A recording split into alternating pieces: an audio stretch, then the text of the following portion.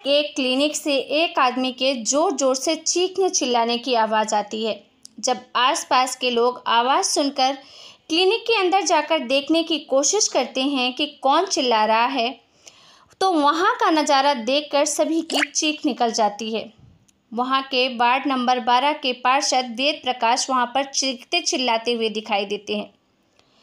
साथ ही बिस्तर पर काफ़ी ज़्यादा खून भी पड़ा हुआ होता है और ये सब देखकर लोगों को यकीन ही नहीं होता। दोस्तों, ये आज की एक सच्ची कहानी है जो है बिहार की। बिहार प्रदेश का एक ज़िला है सारण, और इसी सारण ज़िले में एक इलाका है मंडोरा। बात है 1 जुलाई 2024 की। सुबह के करीब 10:30 बजे के आसपास एक नर्सिंग होम से लगातार चीखने रोने की आवाज़ आ रही थी। पहले तो आसपास के लोग चीख सुनकर यही सोचते हैं कि शायद कोई मरीज होगा, कुछ तकलीफ़ होगी। लेकिन जब काफ़ी समय तक आवाज़ बंद नहीं होती और लगातार ज़ोर ज़ोर से चीखने चिल्लाने की आवाज़ आती रहती है, तो आसपास के लोग जाकर देखने की कोशिश करते हैं। और जैसे ही वहाँ लोग जाते हैं, वहाँ का नज़ारा देखकर लोग हक्के बक्के हो जाते हैं। दरअसल उस क्लिनिक की जो डॉक्टर थी, जिनका नाम अभिलाषा बताया जा रहा है, उनके साथ एक आदमी होता है जिसका नाम वेद प्रकाश बताया जा रहा है, जो वहाँ के वार्ड नंबर 12 के पार्षद भी हैं। वहाँ जाकर देखते हैं कि उस व्यक्ति के प्राइवेट पार्ट से काफ़ी मात्रा में खून बह रहा था, और ये सब देखकर उन्हीं में से किसी व्यक्ति ने पुलिस को कॉल कर दिया और तुरंत ही पुलिस बल भी वहाँ पहुँच जाती है। सभी लोग वहाँ वीडियो तो बनाने लगते हैं, लेकिन लोगों को समझ में ये नहीं आ रहा था कि आखिर हुआ क्या है और इनके प्राइवेट पार्ट से इतना ज़्यादा खून क्यों बह रहा है। लेकिन इसके बाद जब पुलिस लड़की से पूछताछ करती है कि तुमने इनके साथ क्या किया है, तो जब महिला जो खुलासा करती है, सभी के रोंगटे खड़े हो जाते हैं। अभिलाषा कहती है कि मैंने इसके पेनिस को काट कर वॉशरूम में बहा दिया है, और उसके बाद आनन फानन में उस व्यक्ति को उठाकर हॉस्पिटल ले जाया जाता है और साथ ही पुलिस अभिलाषा को अरेस्ट कर लेती है। लेकिन सबसे बड़ा सवाल ये था कि आखिर एक महिला डॉक्टर होते हुए ऐसा काम क्यों करेगी? ऐसा क्या हुआ था कि उसे ये सब करना पड़ा? जब पुलिस वाले महिला से पूछते हैं तो महिला बताती है, उनके अनुसार, खुलासे के अनुसार, ये मामला लव का सामने आता है। दरअसल करीब 2 साल पहले से ही अभिलाषा और वेद प्रकाश का लव अफेयर चल रहा था। दोनों लिव इन के जैसे रहते भी थे। वेद प्रकाश ने अभिलाषा से शादी करने का वादा किया था और उसी वादे के चलते वो अभिलाषा के साथ जब चाहे फिजिकल रिलेशन बनाता रहता था, और इसी सब के चलते अभिलाषा 3 बार प्रेग्नेंट भी हो गई थी। मगर वेद प्रकाश हर बार कोई न कोई बहाना बनाकर टाल देता था और उसे बहला फुसलाकर उसका अबॉर्शन भी करवा देता था। अभिलाषा इन सब चीज़ों से बहुत परेशान हो गई थी और साथ ही उसे अपने फैमिली वालों की भी नाराज़गी का सामना करना पड़ रहा था। अभिलाषा बार बार उसे शादी करने के लिए बोलती थी, लेकिन तब भी वेद प्रकाश किसी न किसी बहाने से शादी को टालता ही रहता था। एक बार तो वेद प्रकाश मान भी गया और उसने कोर्ट मैरिज करने के लिए हामी भी भरी। उसके बाद अभिलाषा कोर्ट में जाती है, वहाँ पर वेट करती है, लेकिन वेद प्रकाश आता ही नहीं। और बाद में जब अभिलाषा पूछती है तो कोई न कोई बहाना बनाकर वो उसे फिर से मना लेता है। और अभी भी एक बार फिर ऐसा ही हुआ।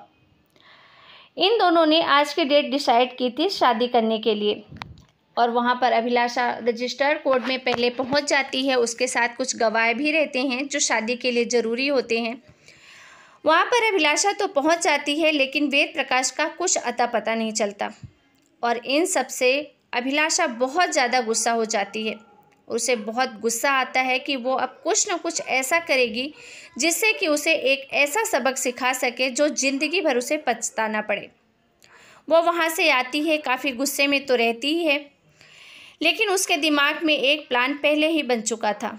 वो वहाँ से आने के बाद उसको कांटेक्ट करने की कोशिश करती है, लेकिन जब उससे कांटेक्ट होता है तब वो उस पर गुस्सा नहीं दिखाती, बल्कि उसे प्यार से अपने क्लिनिक पर बुलाती है।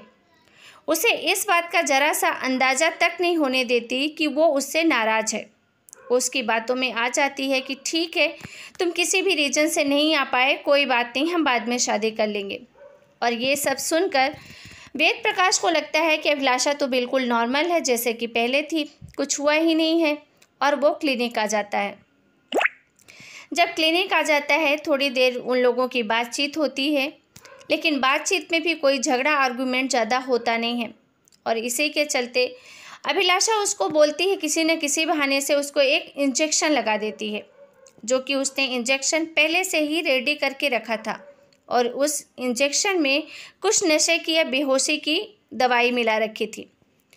जैसे ही वो इंजेक्शन वेद प्रकाश को लगता है, वेद प्रकाश बेहोश हो जाता है।